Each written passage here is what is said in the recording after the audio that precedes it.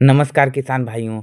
अगर धान की बालियाँ निकलते समय हमें अपने धान की देखभाल कैसे करनी चाहिए? कौन-सी दवाओं का प्रयोग करना चाहिए जिससे कि हमारी फसल में रोग न लगे? और कौन-सा खाद का प्रयोग करना चाहिए जिससे कि हमारे धान की बालियाँ लंबी हो, जिससे बालियों का भराव भी 100% हो सके? आज हम इसी पर चर्चा करने वाले हैं कि आज इस वीडियो में हम 3 ऐसी कॉमन गलतियाँ बताने वाले हैं जो लगभग हर किसान कर देता है अपने धान की फसल में। यह गलतियाँ किसान भाइयों आपको भूल कर भी नहीं करनी है, खासकर जब बालियाँ निकल रही हैं तब। हाँ, नमस्कार किसान भाइयों, आपको देसी खेतीबाड़ी चैनल में स्वागत है। किसान भाइयों, जब फसल में बालियाँ निकल रही हैं तो इस समय को पेनिकल एनालिसिस कहते हैं। इस समय किसान भाइयों, जो हमारी धान होती है ना, बहुत महत्वपूर्ण स्टेज पर होती है। इस स्टेज पर किसान भाइयों कुछ कॉमन गलतियां हैं जो लगभग बहुत सारे किसान भाइयों कर देते हैं। इसके चलते किसान भाइयों की पैदावार 20 से 30% तक की कमी आ सकती है। लेकिन आज हम इस वीडियो में आपको 3 गलतियों को बताएंगे जो आप नहीं दोहराएंगे तो आपकी धान की फसल, उसका पैदावार बम्पर होगी। किसान भाइयों, आइए बात करते हैं। नंबर 1 पर किसान भाइयों, इस गलती को भूल कर भी नहीं करना चाहिए। वह है कि हमें धान में नमी बनाए रखने चाहिए। हाँ किसान भाइयों, कुछ किसान होते हैं जब धान की बालियाँ निकल रही होती है तो उस अवस्था में धान की फसल में सिंचाई बंद कर देते हैं। जो किसान भाइयों, यह बहुत बड़ी भूल है। जब हमारी धान की फसल निकल रही होती है तो बालियाँ निकल रही होती है तो उस समय किसान भाइयों, नॉर्मल से हमें अपेक्षा से ज़्यादा पानी देने की ज़रूरत होती है, जिससे आपकी फसल में नमी और ज़्यादा मात्रा में बनाए रखे। किसान भाइयों, हमारे फसल में पानी की कमी हो जाए तो फसल का साइज़ छोटा हो जाता है, बालियों में अच्छे से दाने का भराव नहीं होगा, दाने भी कम आएँगे, किसान भाइयों पतले व कमज़ोर होंगे। तथा सबसे पहले किसान भाइयों, धान में बालियाँ निकलते समय हमें अपने खेत में नमी बनाए रखना बहुत ज़रूरी है। इस अवस्था में नमी ज़्यादा मात्रा में बनाए रखें।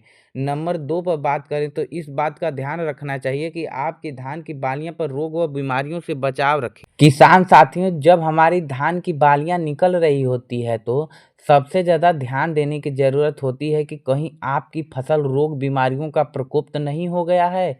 इस अवस्था में अगर किसान भाइयों थोड़ी सी गलती करते हैं तो किसी गंभीर बीमारी का अटैक आपके फसल पर आ सकता है। थोड़ी सी गलती कर दे तो निश्चित ही हमारी पैदावार जो है काफ़ी ज़्यादा गिरावट हो जाती है। आपको किसान भाइयों काफ़ी ज़्यादा घाटा लग सकता है। सबसे पहले आपको अपने खेत को निरीक्षण करते रहना चाहिए, लगातार निगाहें बनाए रखना चाहिए, किसी भी रोग बीमारियों को अपने फसल पर नहीं आने देना चाहिए। जब धान की बालियाँ निकल रही होती है तो किसान भाइयों, कुछ प्रमुख कीटों का प्रकोप हमारी फसल पर पड़ता है। कीट वाले बीमारियों की बात करें तो किसान भाइयों, इस समय तना छेदक तथा पत्ता लपेटक सुंडी रोगों का प्रकोप बहुत हो जाता है। और किसान भाइयों, जो सीड प्लांट रोग है, इसका भी प्रकोप बहुत ज़्यादा लगता है। दोनों बीमारियां काफ़ी खतरनाक है। शुरुआती अवस्था में इन दोनों बीमारियों को देखभाल करना बहुत ज़रूरी है। यदि आपके खेत में तना छेदक तथा पत्ता लपेटक रोगों का प्रकोप हुआ है तो आपको कार्टप हाइड्रोक्लोराइड 250 ग्राम और इमोमेक्टिन बेंजोएट 5 ग्राम को मिलाकर 180 लीटर में पानी मिलाकर पूरे 1 एकड़ में स्प्रे करें। अगर आपके खेत में शीट ब्लाइट रोग का प्रकोप हुआ है तो लंबे अंतराल में आपके खेत में कोई रोग नहीं लगेगा इसको फेंकने से, जिसका नाम है कार्बेंडाजिम 50% वाला WP। 500 ग्राम आधा किलो को 1000 लीटर में मिलाकर स्प्रे करें। किसान भाइयों, शुरुआती अवस्था में आप इसका देखभाल करेंगे तो आपके धान में कोई रोग नहीं लगेगा, आपका पैदावार भी बम्पर हो जाएगी। और तीसरी गलती के बारे में बात करें तो जो तीसरी गलती नहीं करनी चाहिए, किसान भाइयों सबसे जानते हैं क्या करते हैं, सबसे ताकतवर खाद का प्रयोग हमें करना चाहिए जो कि किसान नहीं करते हैं। जब किसान भाइयों, ऐसा नहीं है कि जब धान की बालियां निकल रही हैं तो किसी भी प्रकार की खाद की उर्वरक की आवश्यकता नहीं होती।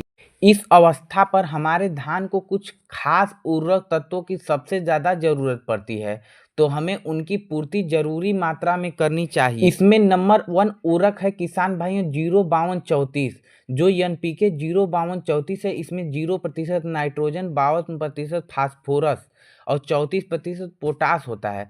जब हमारी बालियाँ निकल रही होती है तो उस समय फास्फोरस और पोटाश की सबसे ज़्यादा ज़रूरत होती है।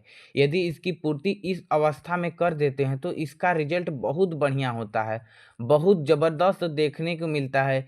इसका प्रयोग इस अवस्था में करते हैं तो बालियाँ होती हैं स्वस्थ अवस्था में होती हैं, बालियों की लंबाई काफ़ी ज़्यादा होती है, 100% दाने का भराव होता है किसान भाइयों।